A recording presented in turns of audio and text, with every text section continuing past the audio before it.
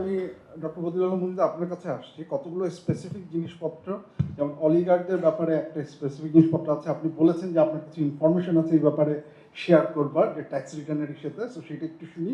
হলফনামার গুরুত্বের ব্যাপারটা বারবার এসেছে, আইনের ফাঁকফোকরের ব্যাপারটা এসেছে, যে এখানে আসলে কোনো লুপ, যদি এটা নিয়ে হয়তো আমরা আলাপ আলোচনা করেছি সেই জায়গাগুলো নিয়ে, এই স্পেসিফিক যেটা, এবং আরেকটা সাজেশনের কথা এসেছে যে অন্য কোনোভাবে যদি আমরা মোবিলাইজ করি সেইটা আমাদের পার্টি ফাইন্যান্সের সমস্যাটাকে সলভ করতে পারে কিনা, এই বিষয়গুলো মাথায় রেখে আপনি যদি আপনি অনেক কথাই তো হয়েছে, আবার আরও অনেক কথা বলারও আছে। তো একটা কথা কিন্তু আসে নাই, অনেক এখানে গুরুত্বপূর্ণ আলোচনা হয়েছে এবং গুরুত্বপূর্ণ প্রেজেন্টেশন হয়েছে। একটা টার্ম কিন্তু এখানে উচ্চারিত হয় না একবারও, সেটা হলো কি হতে পারে? এনিওয়ান? মরণন বাণিজ্য। মরণন বাণিজ্য, এই এই কথা, এই দুটো। হ্যাঁ, কারণ আপনি পার্সেল, কিন্তু ওই টার্মটা বলেন নাই, কিন্তু এই মনন বাণিজ্য হলো আমাদের যে অনিষ্টের একটা বড় কারণ এবং বড় উৎস, বড় কারণ, এবং এর মাধ্যমে কিন্তু রাজনীতিটা ব্যবসায় পরিণত হয়েছে। এবং বস্তুত রাজনীতি এখন ব্যবসা। এবং আমার কাছে প্রশ্ন, আসলে আমাদের দেশে রাজনৈতিক দল আছে কিনা, রিয়েলি রাজনৈতিক দল আছে কিনা? আমাদের কতগুলো দল আছে যেগুলো একটা ব্যবসায়িক সিন্ডিকেট, তারা টাকা পয়সা সংগ্রহ করে বিভিন্নভাবে, এবং বিভিন্নভাবে সংগ্রহ করে তারা নির্বাচনী বৈতরণী পার হয়, তারপরে তারা যা করার করে। এই পর্যন্ত যাই হয়েছে। তো এইগুলিকে আমি রাজনৈতিক দল বলবো না ব্যবসায়িক syndicate or some sort of A syndicate বলবো? আরেক কতগুলো দল আছে যে ধর্মভিত্তিক, কিন্তু আসলে এগুলো ধর্মীয় সংগঠন, রাজনীতি তাদের সাথে যুক্ত করা হয়েছে পরে। এবং আপনারা দেখবেন যে একটা বড় দলের থেকে কিছু লোক বেরিয়ে গিয়েছে, এবং আমাদের সেই ছাত্র শিবিরের বন্ধু এসছে ঠিক সময়ে, তারা বেরিয়ে গিয়েছে। কেন বেরিয়ে গিয়েছে? তারা সংস্কার চেয়েছে, তারা পরিবর্তন চেয়েছে, কিন্তু মূল দল পরিবর্তন করতে পারে নাই। কারণ এখনও বলছে তারা পরিবর্তন করতে পারবে না, কারণ এটা মূলত ধর্মীয় সংগঠন, রাজনীতিটা উপরি, এক্সট্রা। সো আমাদের দেশে আসলে রাজনৈতিক দল আছে কিনা, যে একটা গণতান্ত্রিক স্বচ্ছ দায়বদ্ধ রাজনৈতিক দল আছে কিনা, সেটাই আমার কাছে মৌলিক প্রশ্ন। আর আমি কিছু তথ্য আপনার সাথে, আপনি বলছেন দুই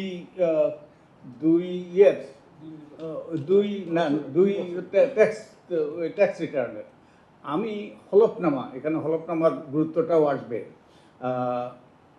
অতীতের, when days could be called good old days, 2008 আর 2013 চারটে সিটি কর্পোরেশন নির্বাচন হয়েছে, এবং এই চারটে সিটি কর্পোরেশনেই এই যে দুটো বড় দলের আওয়ামী লীগ এবং বিএনপির একই প্রার্থী ছিল।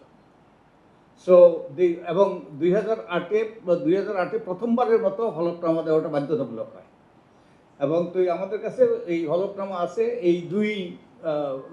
এই 8 জন প্রার্থী, 2008-এ যে নির্বাচন হয়েছে সেখানে আওয়ামী লীগ সবগুলোতে জিতেছে, আর 2014-তে আওয়ামী লীগ কচুকাটা হয়েছে, সবগুলোতে বিএনপি জিতেছে, কিন্তু একই প্রার্থী। তা আমি আপনাদেরকে একটু তথ্য করি। যেমন বরিশালে শওকত হোসেন, আই থিঙ্ক রিমন বোধ হয় নাম ছিল, হিরণ, শওকত হোসেন হিরণের যে 2008 থেকে 2013-তে তার এবং পরিবারের আয়, নির্ভরশীলদের আয়, তার এবং নির্ভরশীলদের আয় বেড়েছে 5,917%, 5,917%। আর আহসান হাবিব কামালের বেড়েছে 31%, উনি পরাজিত, পরের বার জিতেছেন অবশ্য। তারপরে রাজশাহীতে খায়রুজ্জামান লিটনের 2008 থেকে 2013-তে আয় তার পরিবারের এবং নির্ভরশীলদের আয় বেড়েছে 2,308%, 2,308%। আর ওই মোসাদ্দেক হোসেন ওনার বেড়েছে মাত্র 14%। তারপরে খুলনার তালুকদার আব্দুল খালেকের বেড়েছে ওনার এবং ওনার পরিবারের 14,614%। 14,614%। এবং মনিরুজ্জামানের কমেছে 76%। তারপরে সিলেটের বদরুদ্দিন কামরানের বেড়েছে 638%, 38%। যদি না, তার ওই যে আবার তার যে বেতন ওটা দেখায়নি, ওটা দেখায়নি। তারপরে সালাউদ্দিন রিবনের সালাউদ্দিন রিবনের তথ্যটা ওই অস্পষ্ট ছিল। তো এই হলো অবস্থা। তো ট্যাক্স রিটার্ন তো ওই যে পাওয়াটা দুরূহ এবং ট্যাক্স রিটার্নের আরও জটিলতা আছে। তো তো এটা কেন হয়েছে? কারণ এটা ব্যবসা। ওই যে আপনি ছলে বলে কৌশলে মনোনয়ন নেবেন এবং মনোনয়ন নিয়ে আপনি আপনার যে অর্থবিত্তের মালিক হবেন, অর্থাৎ রাজনীতির সাথে যে জাদুর কাঠি যুক্ত। তো এটা আপনি কিভাবে সমাধান করবেন? এটা যদি সমাধান করতে না পারেন তাহলে তো সহজ হবে না। আর যেই ওই যে তো এখানে হলো এই হলফনামার যৌক্তিকতা, হলফনামার গুরুত্ব। আর হলফনামার গুরুত্ব আরও বাড়বে যদি হলফনামাটা যাচাই বাছাই করা হয়। যাচাই বাছাই করা হয় নাই অতীতে, আমরা এবার প্রস্তাব করেছি, কিন্তু দুর্ভাগ্যবশত এটা ওই আইপিওতে অন্তর্ভুক্ত হয়। তবুও বেনামে রাখে, তবুও এটাও আপনাকে দেখালাম তো। হ্যাঁ হ্যাঁ, 10 গুণ আছে, তবুও তো দিস শোজ দি ট্রেন্ড। আর আর ওই যে আপনি ইন্ডিয়ান সুপ্রিম কোর্টের রায় দিয়েছে যে হলফনামার ব্যাপারে। ইন্ডিয়ান সুপ্রিম কোর্ট বলেছে ইউনিয়ন অফ ইন্ডিয়া, পিইউসিএল বনাম ইউনিয়ন অফ ইন্ডিয়া, তার সুপ্রিম কোর্টের রায় বলছে একথা সত্য যে রাজনৈতিক দলগুলি নির্বাচনী যুদ্ধে লিপ্ত হয়, তবে নির্বাচন প্রহসনে পরিণত হবে যদি নির্বাচনী প্রতিদ্বন্দ্বীকারী প্রার্থীদের অতীত ইতিহাস সম্পর্কে ভোটাররা না জানে। তাদের এ কিংবা বি এর পক্ষে ভোট দেওয়ার কোনো ভিত্তি থাকবে না। এই ধরনের নির্বাচন সুষ্ঠু হবে না, নিরপেক্ষ হবে না। এবং তারা আরও বলেছে গণতন্ত্র যাতে গুন্ডাতন্ত্র, মবক্রেসি এবং উপহাসে এবং প্রহসনে পরিণত না হয় তা নিশ্চিত করতে সুষ্ঠু ও নিরপেক্ষ নির্বাচনের জন্য ভোটারদের তথ্য পাওয়া জরুরি। আর ওই যে কী করণীয় সেই সম্পর্কে আমরা কতগুলো প্রস্তাব করেছিলাম। এই ফান্ডামেন্টাল চেঞ্জ থাকবে, ব্যান্ডেড দিয়ে হবে না। যে আমরা প্রস্তাব করেছিলাম যে যে রাজনৈতিক দলের সংস্কার লাগবে, রাজনৈতিক দলের গণতান্ত্রিক লাগবে।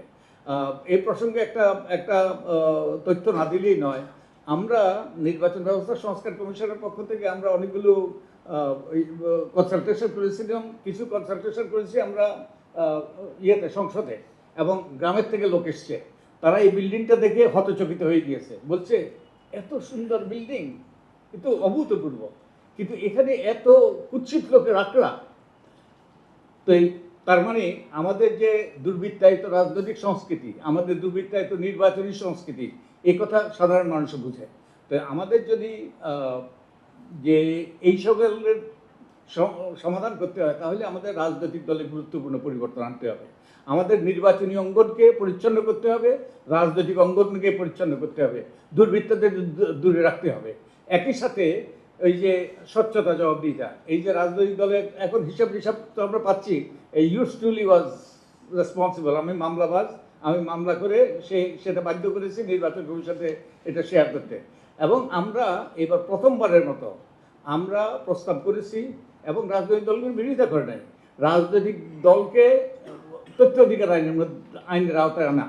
তারপরে আমরা আরও প্রস্তাব করেছি রাজনৈতিক দলের, না এর মধ্যে আরপিওতে আছে যে রাজনৈতিক দলের যে নেতাকর্মীরা প্রত্যেকটা কনস্টিটিউয়েন্সিতে তারা ভোট দিয়ে একটা প্যানেল তৈরি করবে। আমরা প্রস্তাব 3 জনের প্যানেল তৈরি করবে, ওই প্যানেল থেকে মনোনয়ন বোর্ড মনোনয়ন দেবে। কিন্তু এখন যেটা আছে, বাই দ্য ওয়ে 2008-এ যে তুলি যে কথা বলছেন যে সংস্কার, এই সংস্কার আমরাই কিন্তু প্রস্তাব করেছিলাম সুজনের পক্ষ থেকে। তো তখন প্রস্তাব করেছিল আমরা যে এই যে প্যানেল তৈরি হবে 3 জনের প্যানেল, ওই 3 জনের প্যানেল থেকে মনোনয়ন দেবে কেন্দ্রীয় মনোনয়ন বোর্ড। তারপরে রাজনীতিবিদরা এটাকে ওয়াটার ডাউন করেছে, ওই প্যানেলটা বিবেচনায় নিয়ে তারা মনোনয়ন দেবে, তার মানে যাকে ইচ্ছা মনোনয়ন দিতে পারবে, ওটা বিধান আছে। কিন্তু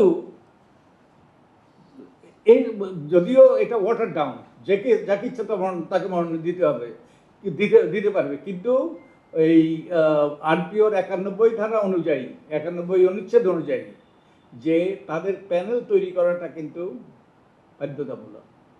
এখন কি প্যানেল তৈরি হচ্ছে? এটা কি আইনের প্রতি শ্রদ্ধাশীল?